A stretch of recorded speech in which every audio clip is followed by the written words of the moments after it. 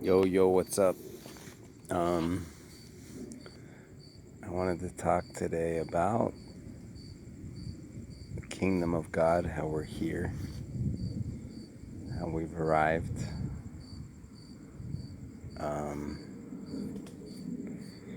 just that realization is just something amazing. Like when you realize that there's no longer a wait, that it's here, like it's here already. The wait's over. The kingdom's here, the kingdom's alive, the kingdom's well. It's here with us. And once you have that realization and that knowledge comes into play, the world really starts changing in front of you. And it's amazing because you bring out or you create, I'm not sure what it is, but in others, what just the good, the good in others. And it starts with your own perception. But along that same, so we have to build the kingdom. Kingdom's here, kingdom's ready to go. We have the blueprints, we have the green light, and it is already built essentially, but we have to build it in this world. Not only perceive it, not only feel it, not only be in it, but actually build it and create it.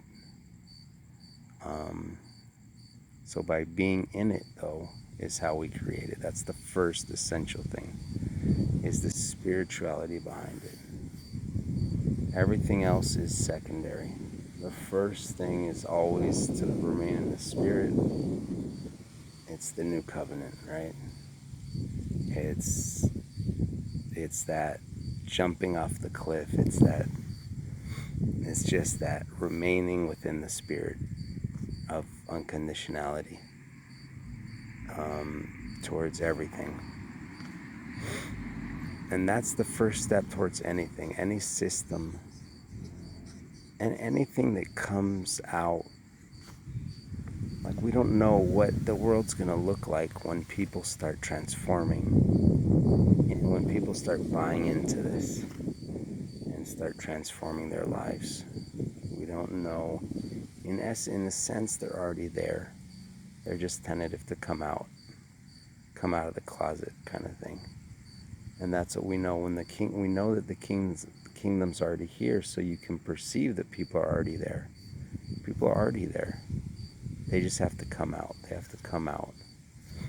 They have to change some of their beliefs, their conscious beliefs, because subconsciously they're already there. People are always already there. And that's what you realize when you realize the kingdom is already here. When we're already in it, we're already immersed in it, in the beauty, in the fulfillment, in the realization that it's already here. It's already fulfilled. People just have to connect the subconscious and the conscious to that reality.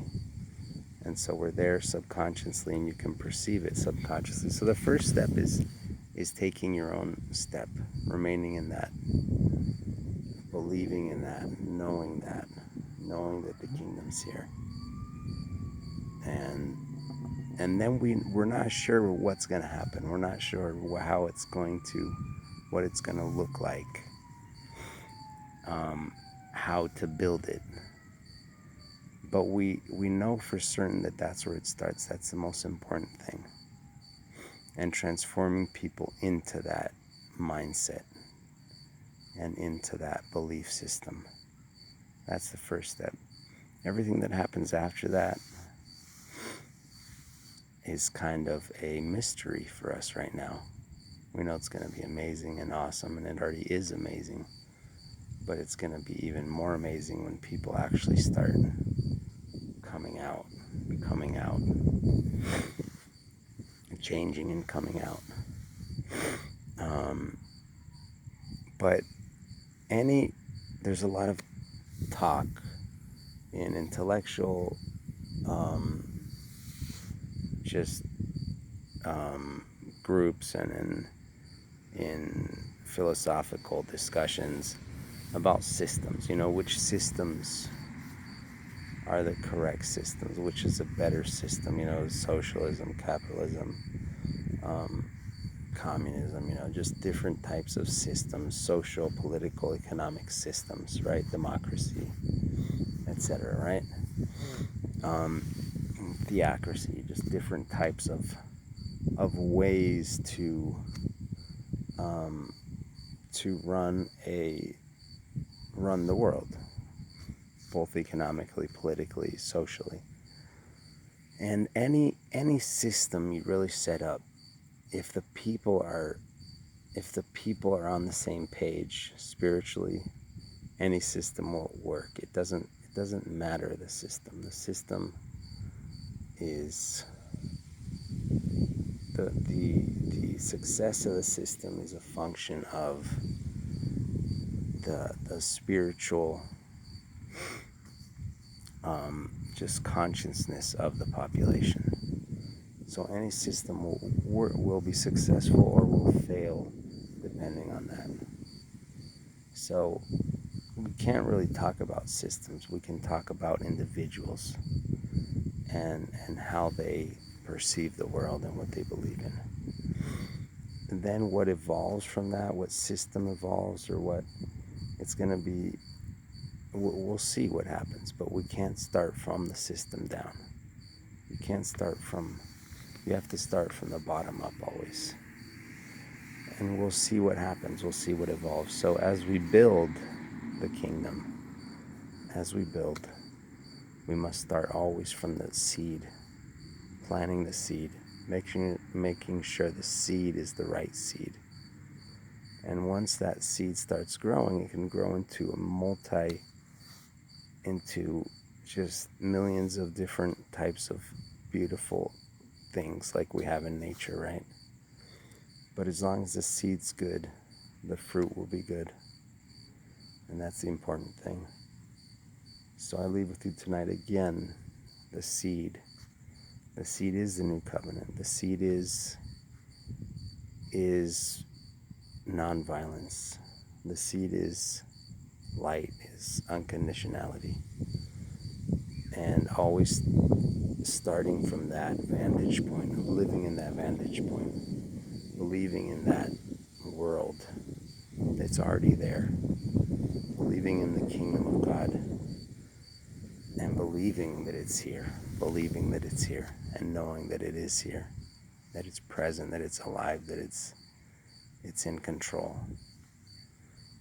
And that is a beautiful realization, and it's a beautiful place to be. And once you do that, then I think we just let it go, whatever happens after that, we'll see. But that's the important thing to always stay in, because I'm sure we can deviate from that. And I'm sure there will be more and more knowledge that comes our way as we dive deeper and deeper into the kingdom of God and discover more and more beautiful things that the kingdom has to offer. So just an invitation to take that first step, which is a hard first step, because it's leaving yourself exposed, naked, in a sense, jumping off that cliff, which is the hardest thing to do. We have so many fears and so many just ideological walls that try to protect us, right? They're not bad, but they just try to protect us. But once we remove those walls and just take that first step and bare yourself naked, just bare yourself naked, become naked spiritually and physically if you want.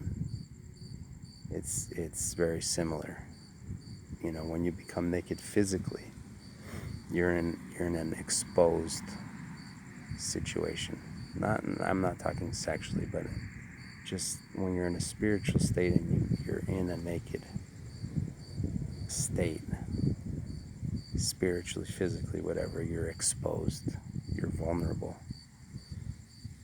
And but once you become vulnerable and let everything go, that's when we can really presence that rebirth. And once you take that step into the new covenant, then things will start changing and knowledge will pour into your soul. And so let's take that first step. Let's make sure the seed's pure. Once the seed's purified, then magic starts happening.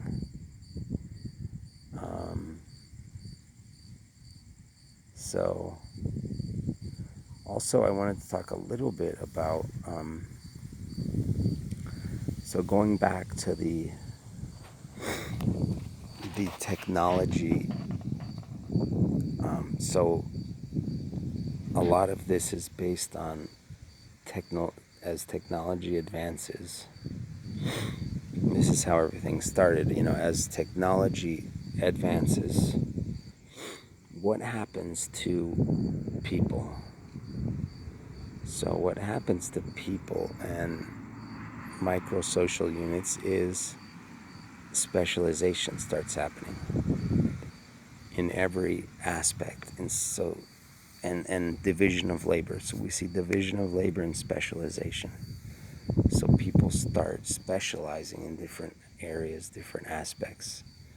As technology increases, more and more and more and more specialization, more and more division of labor starts happening. And it's not a bad thing. Technology is never bad. It's just a tool. It's a tool just like anything else that can be used for good or for bad. And so, along with that specialization, though,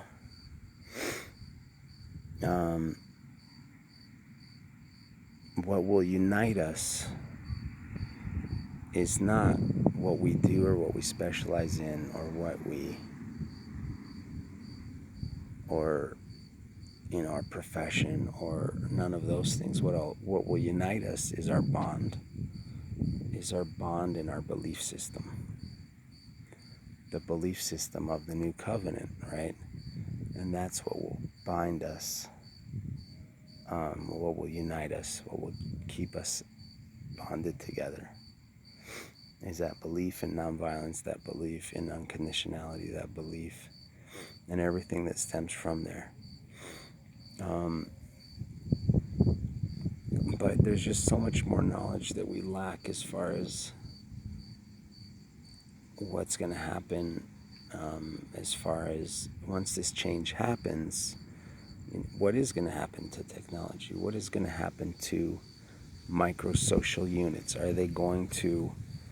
I've always envisioned as cooperation. So once you make that shift from competition to cooperation in your mind and your brain, everything starts changing. You view the world different and everything starts changing. You don't see people as enemies or as barriers. You see them as opportunities and as ways to win-win. You see everyone as a win-win situation.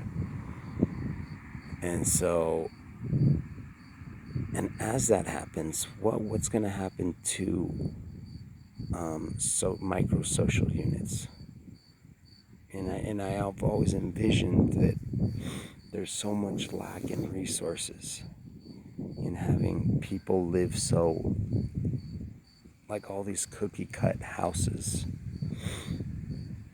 families in cookie cut houses, and all these different pools, and